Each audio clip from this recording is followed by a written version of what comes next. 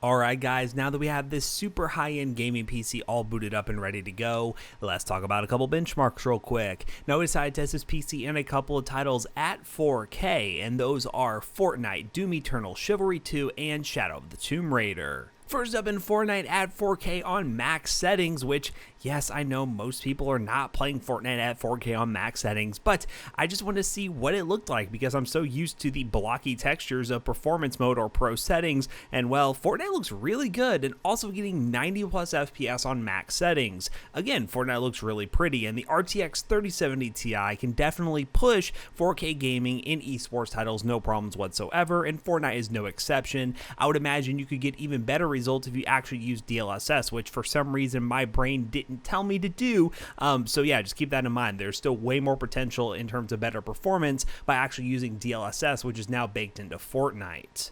Next up, in Doom Eternal at 4K on high settings, we start to see the limitations of the 3070 Ti, averaging about 60 FPS, but having a few dips below 60 as well. Doom Eternal is a very demanding game. We weren't running on the Ultra Nightmare preset because that would require more than the 8 gigs of VRAM that are included in the 3070 Ti. So if you're a fiend and want to play Doom Eternal at 4K, you're probably looking at a 3080 Ti more than likely, or a 3090 if you want enough VRAM. So do keep that in mind. But Doom runs really well and looks really good at high settings at 4K, making for a really awesome gaming experience, and it just goes to show that this 3070 Ti and Ryzen 5800X is a great pair together and runs very, very cool inside this PC build.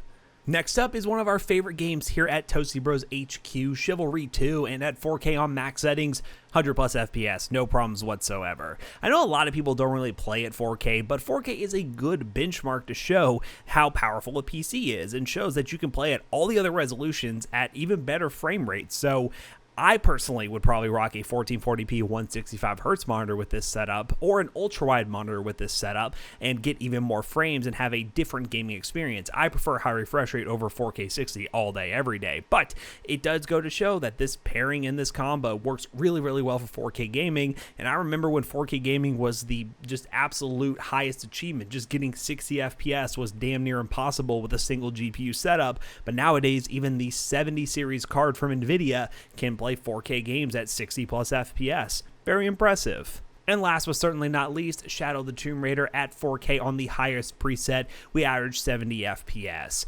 Overall, this was a fun PC build to put together for a PC Bros customer. We did this video mainly because we wanted to showcase our PC selling business, PC Bros, and how we'll do custom builds for people, and this was one of those custom builds. So if you are looking for a PC build, definitely go to PCBros.tech and put a custom build request, or you can pick up one of our PCs that we post to the website after we finish making a video on it. So definitely check the website regularly, but I think the combination of the Cooler Master TD500 mesh case, the 360mm Cooler Master AIO, and all the other components make for a really baller high-end gaming PC, and I highly suggest you pick up all the parts by using the links in the description down below if you're somebody who likes to build your PC yourself. And yeah, use those links there, affiliate links, and they do help us out. How we're going to bring Jackson back in here to wrap this video up real quick.